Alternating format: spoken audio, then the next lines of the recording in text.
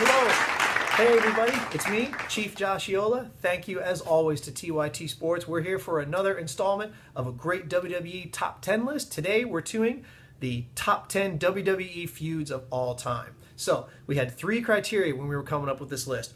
Number one, the feud has to be meaningful. These have to be feuds that have some kind of echoes and reverberations all throughout the WWE. Something that wasn't just one guy facing another guy. They had to mean something. Number two, they had to be just involving WWE stars. There's been a lot of great feuds over the years with other guys like Masato Tanaka and Mike Awesome, Jerry Lynn and RVD, but I wanted to stick with WWE wrestlers, either guys who ended up in the WWE anyway. And also, finally, did not want to use the same wrestler twice. This is what made this list especially difficult, but a lot of fun to try to figure out how can I narrow things down. So without further ado, let's see if you agree with my list. Number 10, Rey Mysterio versus Eddie Guerrero. Now, this is a feud that carried over from the WCW to the WWE. These men had faced each other in WCW. They wanted to continue their feud, but they wanted to take it to the next level. So they figured, how could they do that? They developed this complicated storyline where Eddie Guerrero actually claimed to be Rey Mysterio's son's dad, his son Dominic. So they brought their wives in. There was matches for paternity and all this other stuff. And whether or not you want to think that the storyline itself was kind of dumb, you can't deny that the matches they had were phenomenal. They ended up having a steel cage match, they had a ladder match, and the feud would have probably continued if Eddie Guerrero hadn't unfortunately died in 2005. He had started feuding with Batista for the title, but inevitably he and Rey Mysterio would have ended up back going against each other, so it's unfortunate that we didn't get to see the end to their feud. If that feud is known for as short as it may have been, this next feud is known for how long it's been going on. And number 9 is John Cena versus Randy Orton. Now, both of these men came into the company in 2002, and they were destined to go to the top. One of them, in Randy Orton, was the son of a famous wrestler, so everybody thought, well, he's going to be the next superstar. John Cena was this really talented, good-looking young guy who's a bodybuilder and all this stuff. Well, he's got apparently all of the chops to make it in this business, but they just took different paths. A few years later, they would end up fighting each other, and then they went back and forth, and had Hell in the Cell matches. They had an Iron Man match. There was matches involving handcuffs, things like that. They just always seemed to be butting heads with each other. John Cena became the baby face of the company, sort of the darling of the brand, and Randy Orton became the Viper, one of the most beloved heels that the WWE has. And they would both get the title, lose the title, get the title, lose the title. And right now, unfortunately, both men are out, but I guarantee next year when they both return, they will be facing each other again for the title one way or another. Number 8, this is the one that's a little bit of an exception because these men never faced each other in a WWE ring, despite the fact that both of them were inducted into the WWE Hall of Fame, so they did end their careers with the WWE, and that is Ric Flair versus Ricky the Dragon Steamboat. These men, while they had a lot of matches over the years, they are most known for 3 significant matches in 1989 that a lot of wrestling historians, people who are fans of the golden era of wrestling and stuff like that, they say that these 3 matches were some of the greatest televised matches in history. One of them was actually pitted against WrestleMania 5, and while the ratings were absolutely terrible because they were going up against WrestleMania 5, which had one of the best events in history, and we'll talk about that a little later. The people who actually saw the match said it was phenomenal. These are 2 men who were known for their technical wrestling skills, known for their showmanship, known for that era of wrestling. And so you get 2 of these guys to finally face off each other, and the crowds are going to go nuts. Ric Flair is quoted as saying, "I never had a bad match with Rick Steamboat." And if you ever saw them wrestle against each other, I think you'd be inclined to agree. Number 7, no way I could leave these 2 off this list, and that's Trish versus Lita. You want to talk about 2 wrestlers, not just women, wrestlers who redefined not their gender roles and just the role of what can be done in the ring, in and out of the ring. These women took a lot of bumps that you don't see very much today. They were phenomenal, not just on their own, but when they were part of tag teams and stables and things like that. Before them, women were a little more than arm candy. Okay, sometimes you would have them as managers and they do use dirty, underhanded tricks to get the better of somebody. But then when Trish and Lita came along, they showed that women can be beautiful and they can be tough. They can be smart. They can be athletic. They changed the game for women's wrestling, and they're the ones who paved the way for the current crop of divas. And the respect was shown to them by allowing them to headline a Raw, WWE's flagship show in 2004. The WWE had so much confidence in them, they headlined the show, and that match is regarded as one of the best women's matches in history and is used in the NXT training facility for future up-and-coming divas to show them this is what you should aspire to be. This is the kind of match you should aspire to have every single time, and with good reason. Number 6, absolutely have to have these guys. Edge and Christian versus the Hardys versus the Dudleys.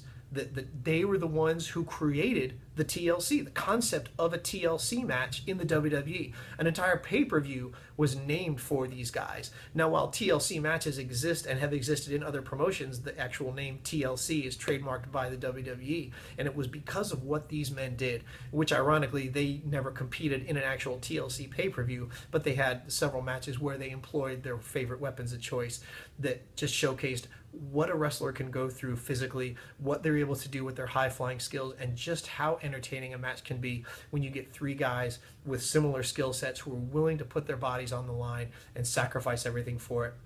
Plenty of their matches are available on the WWE Network. There's an entire DVD devoted to nothing but the history of the TLC matches, and these men are featured prominently in there, and with good reason. They are the forefathers of this, and they deserve all the respect and accolades in the world for having such a great feud against each other. Number 5, The Rock and Triple H. 2 men who are so dedicated to the business and who had such great matches against each other in the late 90s.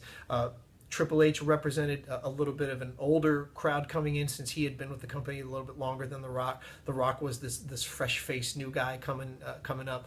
And I think there was a little bit of jealousy involved in Triple H when he saw how successful and how important The Rock was becoming in the business. And so they were having a lot of feuds going back and forth. But that's what makes a feud great, is 2 guys who can go up against each other, stand toe-to-toe with each other, and more importantly that, they're committed to the business. The business is, at the end of the day, it's entertaining us. It's giving us a good show. And both The Rock and Triple H are absolutely 100% committed to this. And you can watch their matches from the 90s when they started out in 98, and it led to one of the best ladder matches in history was with these 2 men. You had Triple H being with Degeneration X, and so The Rock started up with Mankind and started the Rock and Sock connection, which is almost a complete mockery of that. But they were such a great juxtaposition. They had such a great time feeding off of each other, and that positive energy translated to us as the fans, and we benefited from that. Number 4, Bret Hart and Shawn Michaels. Of course.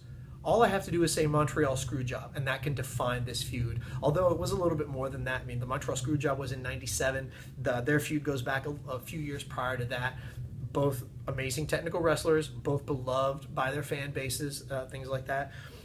They had an Iron Man match at WrestleMania 12. Iron Man matches are a certain sign of respect from the company, because to wrestle for 60 minutes, the WWE has to have a certain amount of trust in you that you're going to be able to maintain people's attention for that long. And so when they put 2 people in an Iron Man match, it's almost a stamp of approval saying you have arrived to a certain level where we feel you can carry a match for that long. And it ends up being a fantastic match because you have 2 great workers. And then of course the Montreal Screwjob, arguably the most infamous match and infamous ending in professional wrestling history. Something that broke the barriers between what was real and what wasn't real. And even to this day, people still talk about it and still use it. Up until just a few years ago, Bret Hart had refused to even acknowledge Shawn Michaels' apology. He since his tempers have cooled down a little bit, and he says, hey, I'm getting older, I don't want to carry this stuff around, and maybe one day we'll reconcile. And he's reconciled with the company, and so time heals all wounds. But still, the Montreal Screwjob, to this day, an epic confrontation, and that's where it culminated. Into the top 3. Number 3, have to put these guys on there, of course. The Undertaker versus Kane. Back in a time when kayfabe was still maintained, storylines were still passed off as real, the Undertaker was still the dead man. His burned up brother, Kane, was still this guy wearing a mask, and Undertaker refused to fight his brother because he didn't want to go against his family. And they finally had some matches against each other. And this started in '97, the heyday of the WWE and the Monday Night Wars, when they're competing against WCW for supremacy of your television viewing habits.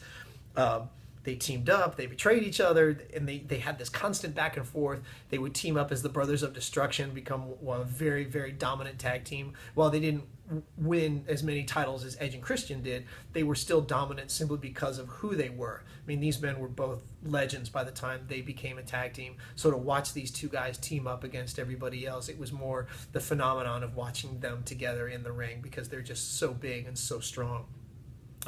They fought at WrestleMania 14. The Undertaker won that. They had the first Inferno match, which was really cool, with fire surrounding the ring, and the first person to get burned with it lost. And so they were able to bring forth a lot of great matches that you don't normally see, buried alive matches, things like that. And so we have them to thank for showcasing that kind of stuff. Number 2, WrestleMania 5 main event. You know that one? Of course you do. Hulk Hogan versus Randy Savage. The immortal Hulk Hogan versus Randy Savage. For a lot of people, this is their number 1. Not just because of the quality of their matches, but because of who's involved. You have Hulk Hogan, probably the most recognizable name and face in all of professional wrestling. And then Randy Savage, the consummate professional, the guy whose ego and whose character was so out of this world. He was so entertaining. But what people may not know was that he was a professional. He was a perfectionist. This guy would go over their matches over and over again in their rehearsals. He wanted every match to be perfect. He absolutely was one of the hardest working men in wrestling, and plenty of wrestlers will say that about the man who were actually lucky enough to wrestle with him. What was great about this feud was that it was something that a lot of men, probably every man who's ever been in a relationship, can relate to.